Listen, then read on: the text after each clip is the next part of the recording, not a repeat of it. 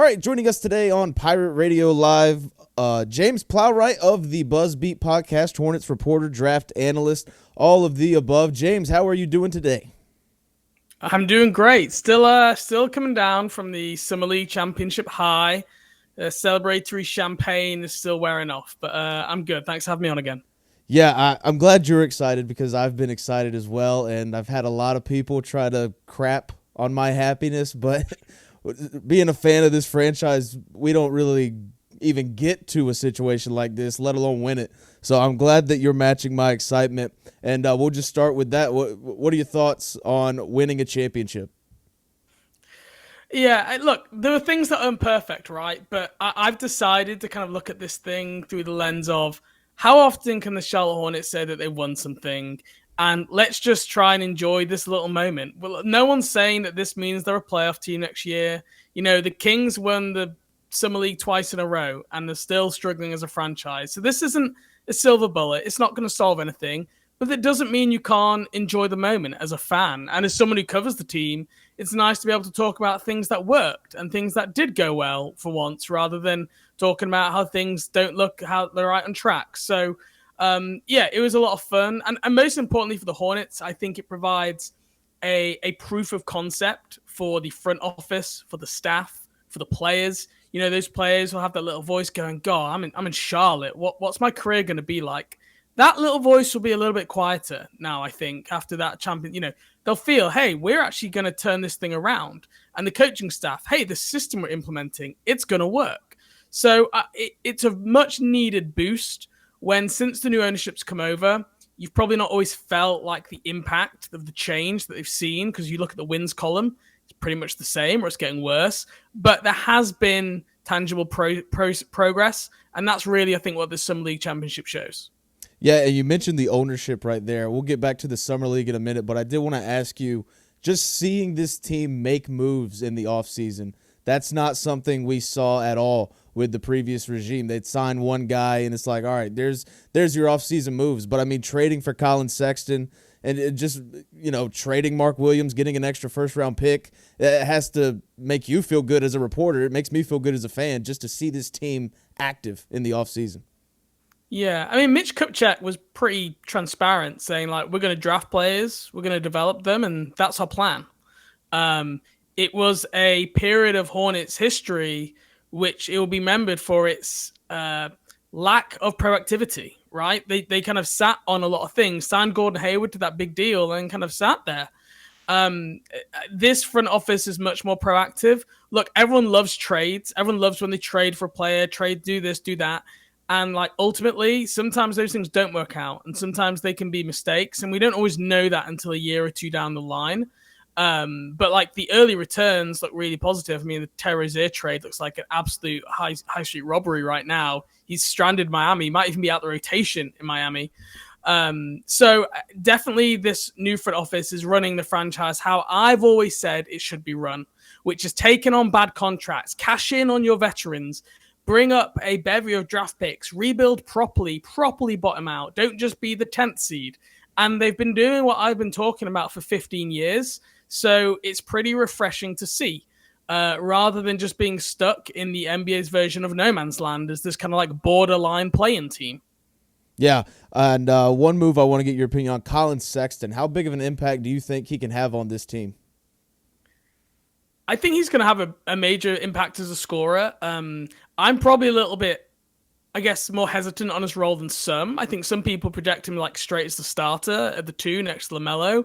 I might have Josh Green or Concanipple ahead of him there. Like I maybe more see him as a kind of off the bench spark plug scorer next to Trey Mann.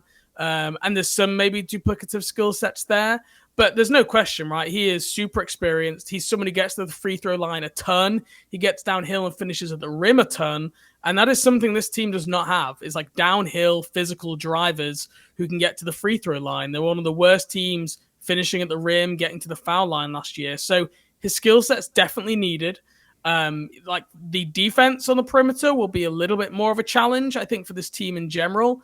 But no doubt, like as a player for player trade, he's better than Yusuf Nurkic. And they got a second round pick from the Jazz, which shows really good value.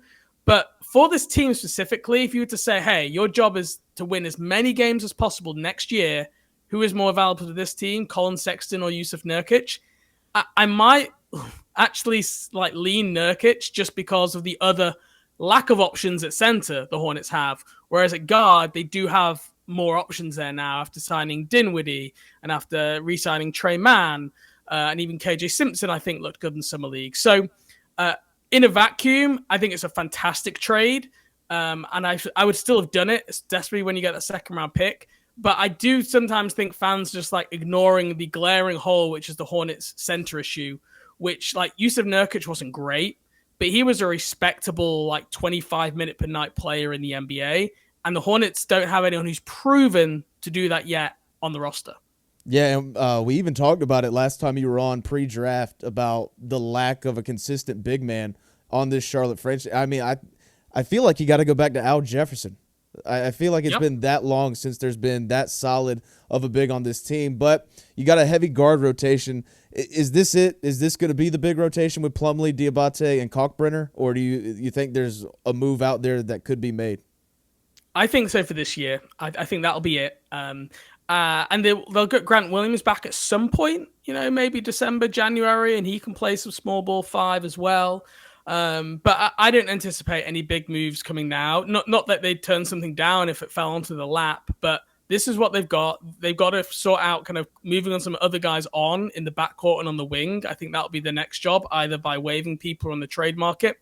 But I think this is almost an artificial way to put a cap on the ceiling of this team for next year. Because I don't think this is, they're not a team who are going all in for the playoffs next year. I think they still have ambition to try and be a top 8 lottery team, maybe in that 5 to 8 range rather than the top 4 range. And we saw what happened when people jumped up this past year.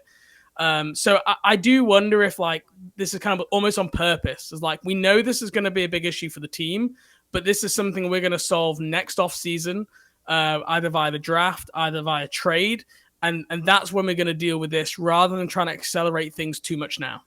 Yeah, and as much as fans like myself want to see them go ahead and win right now, it does look like there's a little bit of optimism with this progression and with this build that the current regime's going through. Going back to the Summer League, though, you mentioned Con Knipple and KJ Simpson earlier. Who's somebody else on this Summer League team you think can have a big impact during the regular season? I think Ryan Kalkbrenner's got a real path to minutes. The clearest of anyone, right? He's by far the best shot blocker on this team. He'll come in from day one being that, ahead of Plumlee and Diabate. He's one of the oldest rookies in this class, 22, 23 years old this season. So he's got experience. And look, if you just like watch the box score of these Summer League games, which a lot of people will, you'll probably look at it and being like 9 points, 5 rebounds, a block and a half. Like what's so great about that? But you really have to watch the games, and there's loads of things that just do not show up in the box score. He offers loads of value. His screening was fantastic. I mean, he was putting guys that championship-winning shot for Con Knipple when he hit that big three. Con Knipple just like screened Devin Carter to like another planet, and that's what he got him open. Then defensively, just doesn't get a lot of blocks, but man, does he control the rim. He's like the anti-Mark Williams, who kind of like would block a lot of shots, but equally would often get caught out of position and wouldn't influence guys who think, hey, you should do. So I think he's got a real option. If you're playing against a team with a non-shooter, I think they could deploy him in like fairly regularly in the rotation in the NBA, where they'll just have him guard out in the paint and they'll challenge this other team's non-shooter to kind of shoot open threes and let Kalkbrenner roam around. So I think he's a guy who you could see on the court, probably a little bit ahead of Sion James and Lee McNeely. I think T-John Saloon will get some minutes as well behind Miles Bridges, especially while Grant Williams is hurt in the start of the season. So he's someone else who I think will get some rotation minutes early. You mentioned McNeely and Saloon. Them missing like the later part of the Summer League, was that just them getting shut down, or were there real injuries there? I suspect there's real injuries. I think if they're going to shut them down, like why wouldn't you shut down Kalkbrenner, or why wouldn't you shut down Knipple, or why wouldn't you sit Kalkbrenner a game and play Salon in another game or McNeely in another game? They didn't do that. They just sat them straight. So I do think there was generally something there. Now, look, if it was the NBA finals. Would they have been out there? Yeah. Probably. But we've just seen an NBA offseason and a playoffs where Achilles injuries, Halliburton, Tatum, Damian Lillard, both McNeely and Salon had a right Achilles soreness. So can you imagine if they played them through that and one of them did their Achilles out in Summer League? People be up in arms saying, what are they doing? Did they not learn anything from the playoffs here? And that's such a debilitating injury. So I think there's real injury there. All right. James Plowright joining us today on Pirate Radio Live.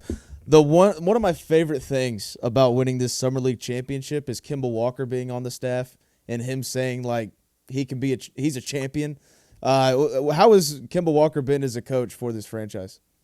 Yeah, and I believe he just got married maybe this past weekend as well, Kemba Walker. Nice. I think Jeremy Lamb was there. I think there might be some other teammates as well. So shout out to Kemba Walker getting a championship and married in like the same week. Although I hope he didn't have to miss any of his like bachelor party plans with getting to that championship game on Sunday night. He was in Vegas anyways. Yeah, exactly. It's hard to know. Like Kemba's not someone who's kind of done a lot of media since coming back, but everyone who's been around the franchise, anyone who knows Kemba Walker, like just having his personality around the building and someone who's been through as many situations and in the scenarios as Kemba has, there's been a lot of value there, right? And he's been in a role where it's more player development. Like he's not an assistant coach where he's like, I think, scouting opponents. He's more focusing on player development. But like he's worked a lot with LaMelo Ball. He said that was one of the reasons he wanted to come back, was to kind of help LaMelo realize that talent. So we didn't get to see that all the time last year because of the injuries, but there's no doubt like having him on the staff has been a major boost for any young guard. Like he's achieved a lot of his career. He's achieved a lot in the city, and it's just great to have him back. James Plowright joining us. You mentioned, the organization kind of putting a cap on itself, kind of wanting to be a top 8 lottery team. But you also brought up the injuries to major stars in the East, Damian Lillard, Tyrese Halliburton, Jason Tatum. It kind of makes me think that the East is wide open. Do you think the Hornets could possibly squeak in, play in, or even be a top 6 seed? I think it's possible. Especially if other guys go down, right, as the season goes along and Charlotte managed to stay healthy and Concanipple is NBA ready. I truly do believe the one thing holding them back is a starting caliber center. And we saw that previously where like they were playing PJ Washington at center and Mason Plumlee was here on his previous 2 years with the team. And it's just really hard when you go in every night and you're like struggling on the boards because you don't have a big, you don't have rim protection presence, you have bigs getting into foul trouble so the other team are in the bonus. It's just one thing which you really can't make up for. But I absolutely like if Colt Brenner is, like say, ready to play early, if Diabate shows he can be more than just kind of like a backup center, then they could absolutely make one of these runs if they stay healthy and play well. So I wouldn't rule it out at all. I don't think they will ever put a cap on what the team will be. But I think their idea is like, hey, we could be in the run for a play-in spot at like a point up to a point in the season. And I think they'd be happy with that level of progress rather than, having the measuring stick any more than that. Yeah, James Plowright joining us. Before we let you go, let the people know where they can find your stuff. A lot of great stuff. I love following you on Twitter. That's really how I kept up with most of the Summer League. So tell the people where they can follow you and about your work. Yeah, you can find me on Twitter at British_Buzz. You can find my work on charlotteculture.org. It's the Charlotte Sports and Entertainment website. And then also my podcasting. I do some kind of more like in detail writing over at the BuzzBeat Substack as well. So you can go listen to if you want some Hornet specific content, that's all Hornets all the time on there. All right. Thanks, James. Anytime.